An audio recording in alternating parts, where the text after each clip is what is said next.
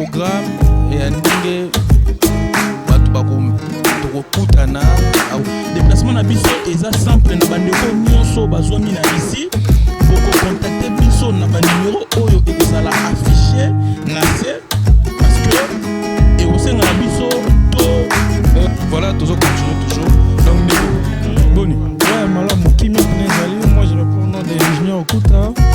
Nous sommes très contents, très heureux même de recevoir notre président que nous aimons beaucoup. Qui me suivent de partout, de la Russie. Ceux qui veulent faire partie de la délégation, vous pouvez toutefois me contacter ou contacter Global TV. Herbo, Krasnodar, Boya, en tout cas, Belé, Nadax, Nivende, Toyamba, président Abisso, Kozalabon, on a Sochi. Donc, Boya, Belé, donc, message juste, Nana, on a fait ça.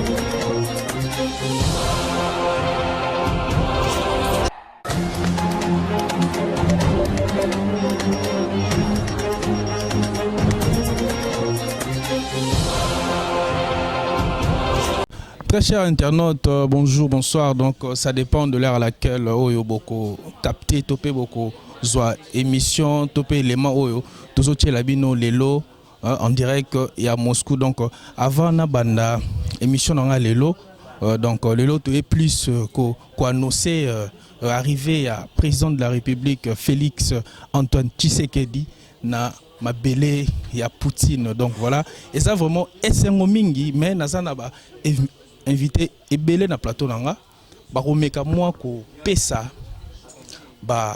bakopesa moi ba impression na bango par rapport à arriver à président de la République et puis ko lancer message na ba congolais nyonso to ba vivaka na Russie donc puis ba information par rapport à arriver à président awa na mboka ya Russie. Donc voilà, na habité donc on a robandana nani je sais pas donc voilà toujours continue toujours donc ça animation un peu libre donc voilà donc mutu tout azana droit ya koloba ya ko panza nteke na ndenge sengeli donc voilà nazui déjà ndeko donc voilà très cher internaute cadre de Sabino donc TV ezali radio T donc voilà nazana ndeko nanga na komeka moi ko poser quelques questions donc bonjour. Ouais bonjour ndeko. Kombo nani? Dadou Ndambi. Donc, Dadou Ndambi, est-ce que vous avez que président de la République à Zoya? Ouais, Naïbi yango tellement bien.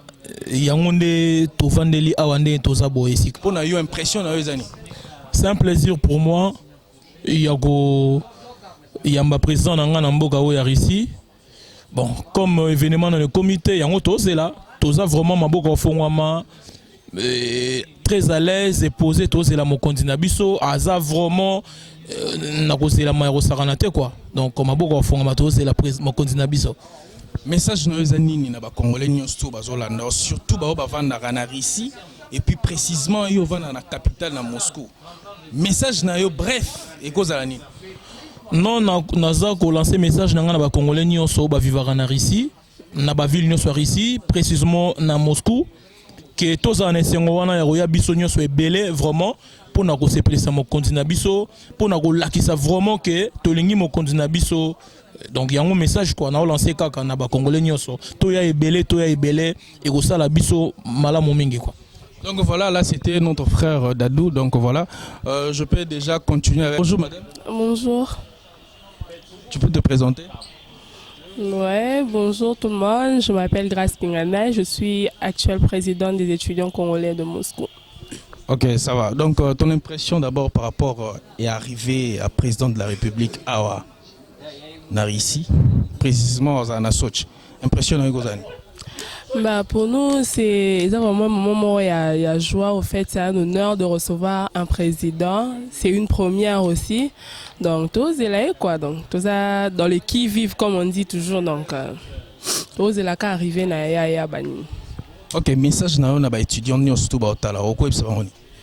Je demanderai à tous les étudiants qui me suivent de partout de la Russie, ceux qui veulent faire partie de la délégation, vous pouvez toutefois me contacter ou contacter Global TV si vous voulez faire partie de la délégation officielle. La présidente vous avez toutefois les contacts, vous pouvez faire signe et ensemble organiser le Romoka bien, toi et président. J'espère que tout va bien se passer. Merci. Ok, merci beaucoup. Donc voilà, toujours continue toujours na tranche na biso to élément na biso toujours panzante kaka. Donc voilà. Nazui naza siko pembeni na moko ya journal Monde. Donc présente. Non, je réponds au nom de Jordan Basswe. En tout cas, nana minga loba tezaka ke na oki ko benga bato nyonso ba ko yamba président na biso ya Congo na kati ya Russie. Na kati ya Russie. Il y a un bengi bandeko nyonso bazana ba province nyonso ba ville nyonso ezala ba Rostov, Belgorod, Voronezh, Saint-Pétersbourg, Krasnodar, boya en tout cas ebele na date ya le 22 to yamba président na biso tokozala bongo na Sochi. Donc boya ebele donc message juste na ngo ya pesa yango wana. Na wana lo msoro ba te ngana zo benga nde bato. Na benga nde bato to yamba président na biso. Ba vrai il y a ba congolais boya koyamba président na bino 1.3. Ok, voilà, merci beaucoup na balandi nyonso tout ya Global Télévision Moscou. Donc émission na biso ezo continue ezali spécial tozo sala annonce tozo sala appel na ba congolais nyonso tout surtout au bazara na Moscou bazana na Russie Mobimba Rostov Kazan donc Saint-Pétersbourg donc bah étudiants surtout donc maman présidente Yewana donc grâce à Pessi déjà au roi Oloba bino tous ceux qui contacter bozala parmi délégation pour contacter Yewana pour na ba étudiants mais pour la communauté congolaise ils en a battu oyo ba kopesa bino ba numéro kaka na tranche na biso ezoleka ba onde boko contacter donc voilà na zapi na moko ya ba doyen il par rapport à l'impression donc c'est à Rolobani. Bonsoir, nga kombo nga Patrick Boyanga. Toujours na cadre de préparation ya ko accueillir mukonzi na biso président Félix Tshisekedi.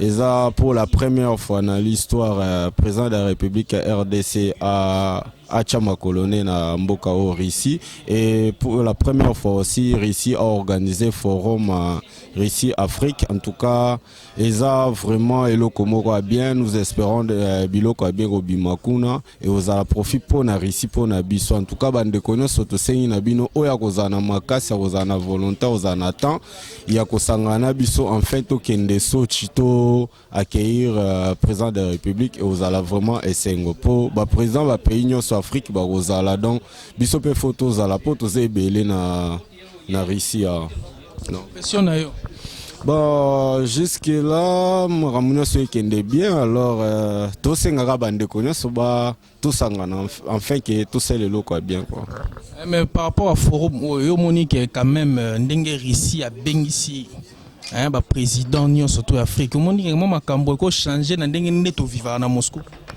bon plutôt na Russie. Bon, wana eza plan bango ba organisé bon total puisque Russie attendre men na ba pays africain alingi ko assister ba pays africain sur le plan politique diplomatique marambutu donc total ndenge egoleka kuna mais nous espérons de bonnes choses du côté pays africain na côté à Russie donc les armes beaucoup dirigeants na biso obiso to vota ya solo la masolo bien en tout cas ils ont intérêt à biso peuple africain na Baris. Ok voilà kaka ndenge ndeko lobi ekozala vraiment bien makasi pour na africain et puis pour na Russe donc les coopération moko bilatérale donc ba vandisa vraiment diplomatie na mboka oyo donc voilà tout ça ndeko na biso mususu na éviter na rotelema parce que pour na zala vraiment un peu voilà toujours continuer toujours donc ndeko boni ouais malamu kimia penezali moi je réponds au nom de Junior Kuta ouais nous sommes très contents très heureux même de recevoir notre président que nous aimons beaucoup, mon amour à 100%. Donc j'invite tous les Congolais qui résident ici en Russie, dont Boya et Belé. tomoni ndenge ezo passé na Kenya, c'était commencé à Kenya si je ne me crois pas. Eza sommet africain. Donc eza karaté président na biso, eza sommet africain, président RIS a bengsi tous les présidents africains. Toya nazo invité tous les Congolais, venez nombreux to recevoir président na biso na Esengo. Et ça la bien au hasard la question à tuna eza mamamboka. Impressionnant d'abord parce que pour na biso ba congolais ba noir etika osalemate parce que tu dis que Russie jamais tika la ko coloniser pays moko africain. Donc voilà comment on a forum oyo pour na yo en tant que congolais africain on va na au monité que eko changer pas makam. Yango tozoloba, yango tozo inviter tous les Congolais, ça pena plaisir mambo yo. Moi j'habite ici, je passe un peu beaucoup des années ici en Russie. Et ça, depuis que j'habite à Russie, et à Sika. Photo ya, et on change un peu ma cambo. Pour auparavant, le passé na temps actuel, mais je changer mon kémké. C'est la première fois président Riss a bien que président africain. Et ça donc ils ont plaisir. Toya ben sipsonini toza pena ba question te retourne. Ils ont bien pour na le kumamboka. Mot de la fin. Mot de la fin, ça, j'invite tous les Congolais. Oh, vivre en Russie, partout, Boza, Boya et Belé. La date c'est le 23. Boya, Bisotoza, Toza, la réunion pour Nango.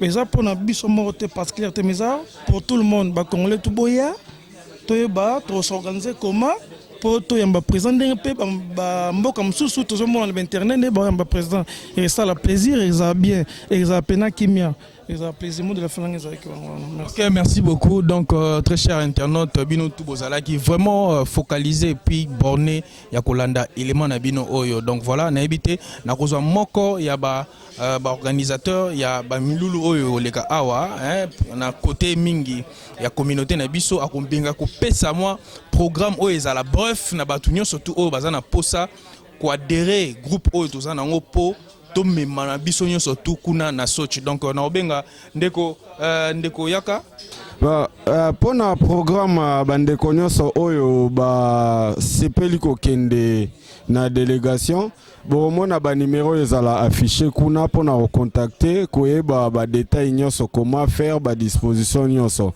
mais pona bandeko nyonso baza en dehors ya ville ya Moscou tokosenga na chaque ville ndenge basal ba organisation to sangana po ambassade azana besoin ya liste ya koyeba combien de personnes au bako se déplacer pour na ba besoin moko administratif na part ya ba organisateur. Donc s'il y a des questions à poser, s'il y a de quoi vous aurez les numéros qui seront affichés sur le petit écran et j'espère que non nyonso eleka bien. Donc question nyonso on est disponible ya ko répondre binoto sengi toza biso nyonso ini ensemble eza fête ya biso Russie Afrique. OK, bon, tokutane alors.